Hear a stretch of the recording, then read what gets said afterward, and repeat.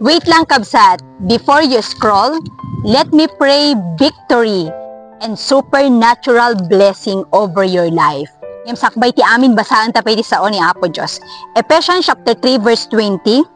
Now to him who is able to do immeasurably more than all you ask or imagine, according to his power that is work within you. Man nakabalin iti Diyos, ket kaya na nga aramiden, iti nasursurok paingam iti panunutan, tunggal may sa kada tayo, babaen ti pan nakabalin, iti Diyos nga pagsaserbihan tayo. So let us pray. Lord, I speak supernatural blessing over their life. Father, dawatek nga si kati mangidalan ken mangisuro tunggal may sa kadakwada. Mold them into the person you desire them to be, O God.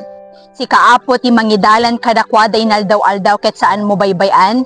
Ipakitam kadakwada digiti nakaskas daaw, Lord. Lord, open the windows of heaven, pour out overflowing blessing and peace upon them.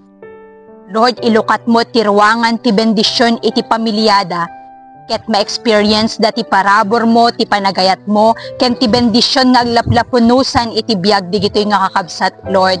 Han mo nga baybayan isuda, Apo, ipasabet mo digiti kasapulan da.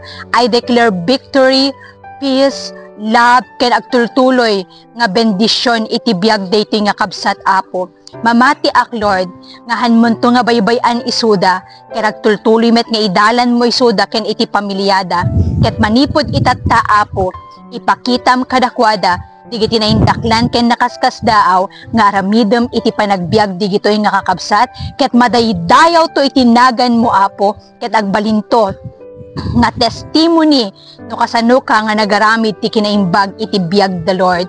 Thank you, Lord, and all these things we pray in Jesus' name. Amen. Kabsat itultuloy mo na tati, agtalek, agserbi, ken agdaydayaw ken ni Apo Diyos. God bless us all.